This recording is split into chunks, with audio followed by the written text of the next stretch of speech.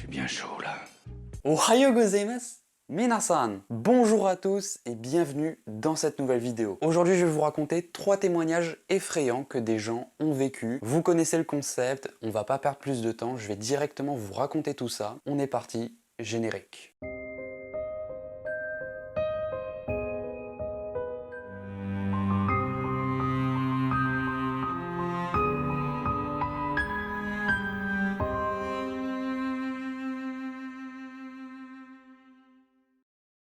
On commence sans plus attendre avec le témoignage de Matt. Matt nous raconte une histoire qui lui est arrivée en 2015. En juillet 2015, il est parti se faire une randonnée de 7 jours dans le Dark Canyon Wilderness dans l'état de Utah. C'est une zone naturelle et sauvage qui ressemble beaucoup au paysage du Grand Canyon. C'est magnifique, c'est plutôt désertique, il y a quand même pas mal de forêts et la plupart du temps quand vous vous promenez là-bas, eh bien il est plutôt rare de rencontrer quelqu'un. Voilà. Donc c'est pas très rassurant. Les 5 premiers jours de sa randonnée se sont très bien passés et c'est du coup le 6e jour qu'il s'est passé des choses. Au cours de sa randonnée du 6e jour, il est tombé sur du bois de wapiti et il a décidé de le prendre pour chez lui, comme ça déjà ça lui fera un bon souvenir de cette randonnée et aussi parce que ce bois il a quand même une certaine valeur, il vaut assez cher. Donc il a mis ce bois sur son sac à dos et il a continué sa route. Au fur et à mesure que les kilomètres passent, il s'est très vite rendu compte que ça allait être difficile de ramener ce bois jusqu'à chez lui parce que c'est quand même encombrant, ça a un certain poids et d'ailleurs cette charge supplémentaire a fait qu'il a bu beaucoup plus d'eau que d'habitude.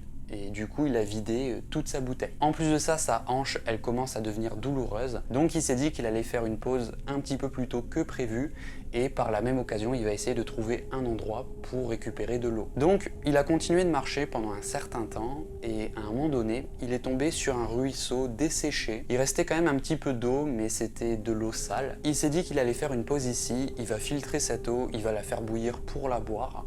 Donc il a posé son sac, il a posé son bois de wapiti qui était extrêmement lourd. Et à ce moment-là, il s'est dit, mais attends, s'il y a déjà un petit cours d'eau ici, c'est que certainement il y a un écoulement un petit peu plus loin, un petit peu plus haut. Donc il s'est fait confiance, il s'est mis à longer le ruisseau, il a marché pendant un demi-mile et effectivement il a eu raison de se faire confiance parce qu'il est tombé sur un écoulement d'eau, d'une eau beaucoup plus claire, beaucoup plus propre. Il s'est accroupi, il s'est mis à boire abondamment avec ses mains parce qu'à ce stade il était quand même bien déshydraté.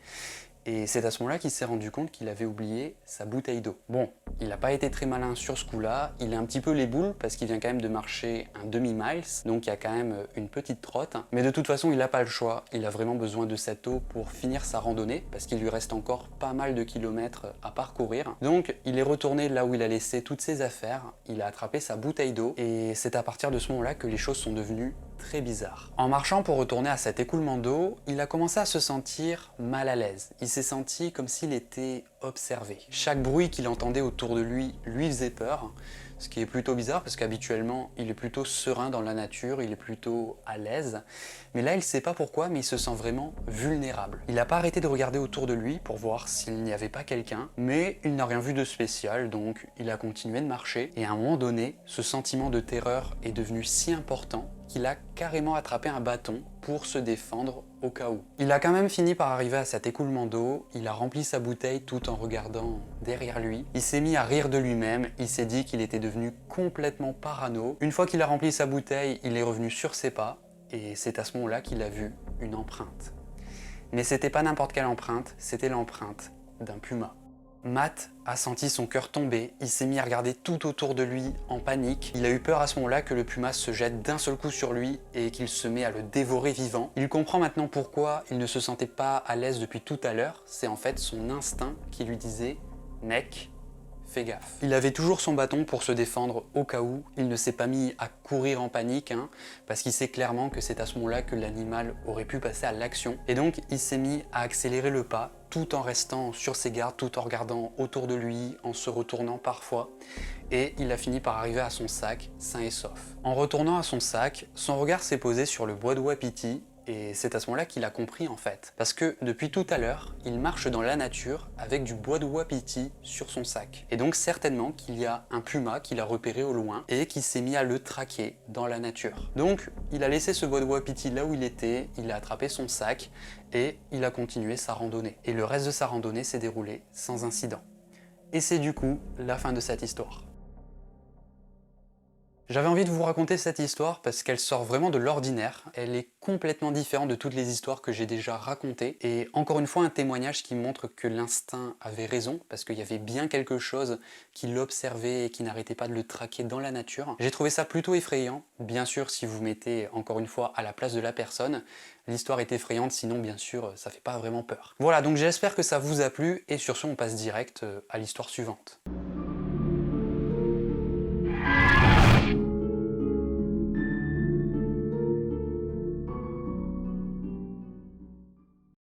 On passe à présent à l'histoire de Diane. Diane a 25 ans au moment de cette histoire et elle vivait avec sa meilleure pote dans une petite maison de location. Alors il faut savoir qu'elles ont des voisins un petit peu perturbés. C'est un couple qui habite juste en face d'eux dans une petite maison et Diane nous explique que ça arrive très souvent qu'ils viennent toquer à leur porte pour leur demander des choses, pour leur demander de l'aide. Habituellement, Diane, ça lui dérange pas d'aider un voisin, elle est même d'ailleurs très contente de le faire, mais ces voisins-là, ils sont quand même très spécial. La dernière fois, ils sont venus toquer à sa porte pour lui demander de remplir une bouteille de soda vide avec de l'eau. Parce qu'apparemment, l'eau dans leur maison a été coupée et du coup, ils ne peuvent plus boire. Il y a une autre fois où ils sont venus pour lui demander de la bière et encore une autre fois où ils lui ont demandé $1.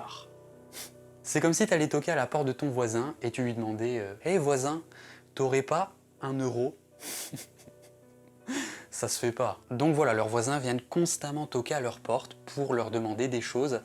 Et il y a un moment donné où Diane, elle en a eu marre, elle a arrêté d'ouvrir la porte, elle s'est contentée de regarder à travers le Judas, et c'est arrivé à plusieurs reprises qu'elle voit le globe oculaire de son voisin qui essaye de regarder à travers le petit trou, comme s'il essayait de voir quelque chose. Donc elle a vraiment affaire à des voisins qui sont très chelous. Bref, il y a une nuit où Diane était en train de regarder des vidéos YouTube sur son téléphone portable, lorsqu'elle a entendu quelqu'un toquer à sa porte.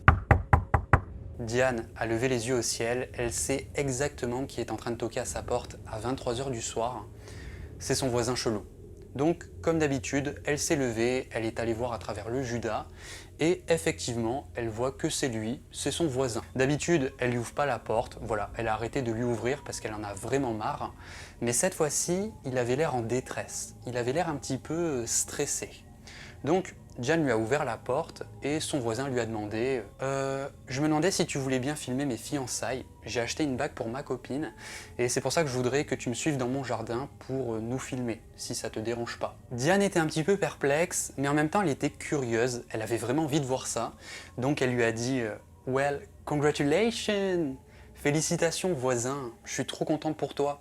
Écoute, je mets mes chaussures et j'arrive, je suis là dans 2 minutes. » Elle a fermé la porte, elle a verrouillé à clé, elle s'est précipitée vers une pièce à l'arrière de sa maison qui donne en fait sur la cour de ses voisins. Elle a regardé par la fenêtre, mais rien. Il n'y a pas d'éclairage, il n'y a pas de décoration, le noir complet. Diane trouve ça plutôt bizarre, donc elle est partie réveiller sa pote qui était en train de dormir, parce qu'en fait il faut savoir qu'elle devait se lever tôt le lendemain matin, donc elle a réveillé, elle lui a expliqué la situation, et sa pote, elle aussi, elle trouve ça plutôt bizarre, c'est carrément chelou. Et au même moment, les deux femmes ont entendu quelqu'un toquer à leur porte d'entrée. Diane s'est donc dirigée vers la porte, elle a de nouveau regardé à travers le Judas, mais cette fois-ci, elle voit rien. Il fait tout noir. Ça va être tout noir! Elle comprend pas trop, elle a continué de regarder pendant plusieurs secondes, et à un moment donné, elle a vu l'œil de son voisin s'éloigner de la porte au même moment. Et donc en fait c'est pour ça qu'elle ne pouvait rien voir parce que l'œil de son voisin, il était complètement contre le Judas. Diane s'est de suite retournée, elle a plaqué son dos contre la porte, elle le sent pas du tout. Sa pote pendant ce temps, elle est partie chercher des cintres en métal comme arme de protection, c'est pas ouf. Elle est ensuite retournée aux côtés de Diane, elle s'est précipitée vers elle, elle s'est assise à ses côtés.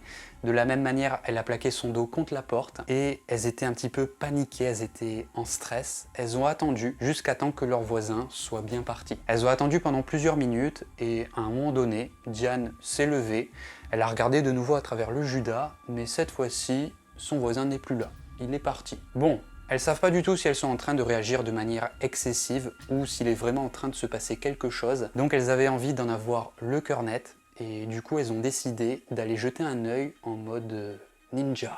L'opération Ninja! Elles sont sorties discrètement en passant par la porte arrière de leur maison, elles sont montées dans leur voiture et elles se sont rapprochées de la maison de leur voisin pour voir ce qui était en train de se passer. Parce qu'il faut savoir en fait que leurs voisins n'ont jamais mis de store au niveau de leurs fenêtres, ce qui fait que le soir, lorsqu'ils allument leur lumière, eh bien on peut vraiment voir tout ce qui se passe à l'intérieur. Donc elles ont arrêté leur voiture, elles ont éteint leur phare et elles se sont mises à observer en silence. Sur le canapé du salon, elles ont vu qu'il y avait leurs voisins, c'est-à-dire le couple, et assis juste à côté d'eux se trouvait un homme. En plus de ça, ses voisins, ils avaient l'air tendus, ils avaient l'air en stress, et les trois personnes regardaient dans la même direction. Ils regardaient en direction d'un mur, comme si que quelqu'un était avec eux. Diane et sa pote n'ont pas cherché plus que ça, elles ont appuyé sur l'accélérateur et elles ont foutu le camp d'ici. Elles sont allées dormir chez l'une de leurs potes parce qu'elles se sentaient plus du tout en sécurité. Depuis cette nuit-là, Diane n'a plus jamais ouvert la porte pour ses voisins et elle ne les a plus jamais revus. Un jour, alors qu'elle rentrait du travail, il y a une femme qui est arrivée à son niveau et elle lui a demandé si elle savait où étaient passés les voisins parce que c'est la propriétaire et ils n'ont pas payé le loyer. Diane lui a répondu qu'elle ne savait pas et la propriétaire lui a expliqué qu'elle a retrouvé son appartement dans un état lamentable. Il y avait des trous dans les murs, il y avait des ordures partout et il y avait même des seringues dans la maison. Diane lui a répondu qu'elle est désolée d'apprendre ça, elle a continué de vivre sa vie et elle n'a plus jamais entendu parler de ses voisins.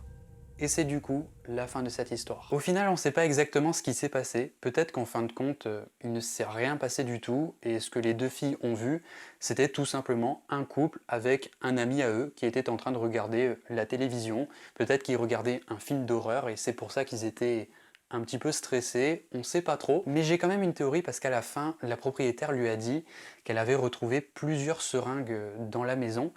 Donc à mon avis, peut-être que ce couple devait de l'argent à un dealer de drogue et comme ils n'avaient pas l'argent pour le payer, eh bien ils ont peut-être essayé de kidnapper Diane pour ensuite faire une demande de rançon ou je sais pas, voilà.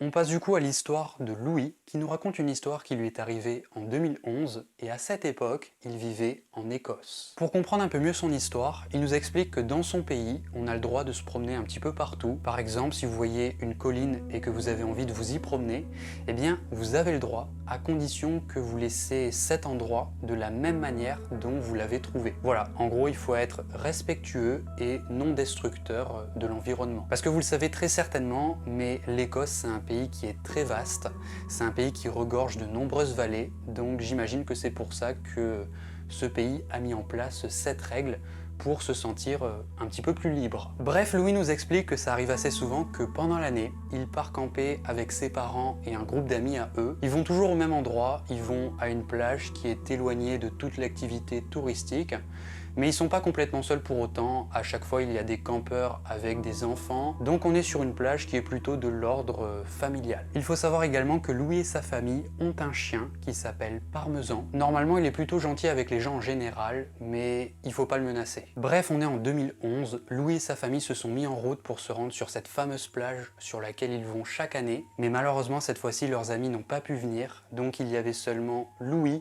sa sœur, son chien et ses deux parents. Le trajet en voiture a duré 6 heures. Louis ne se souvient plus exactement de pourquoi ils sont partis aussi tardivement, mais ils sont arrivés au coucher du soleil. En arrivant, ils s'attendaient à voir des campeurs déjà installés avec des feux de camp, mais non, il n'y a personne. Bon, c'était pas le meilleur moment pour installer leur tente, mais ils ont pas le choix, ils vont pas dormir à 4 dans la voiture. Donc, ils sont sortis de leur voiture et en sortant, Louis a baissé un petit peu sa vitre pour permettre à son chien de respirer, d'avoir un petit peu d'air, le temps qu'il monte la tente. Voilà, il a laissé une petite ouverture. Ils ont donc attrapé leur matériel, ils ont pris une lampe de poche et ils se sont mis à marcher sur la plage dans l'obscurité la plus totale. Ils se sont installés à une dizaine de mètres de leur voiture et son père a commencé à monter la tente. Une quinzaine de minutes plus tard, alors que son père était maintenant en train de fixer la tente dans le sable, sa mère, à ce moment-là, a demandé à son père « Est-ce que tu as vu cette voiture ? Ça fait plusieurs fois qu'elle passe. » Parce qu'il faut savoir en fait qu'à proximité d'eux, il y a une route qui longe toute la plage et comme ils sont au niveau d'une crique, et bien en fait cette route elle fait un petit peu un arc de cercle et donc il est très facile de faire le tour de la plage.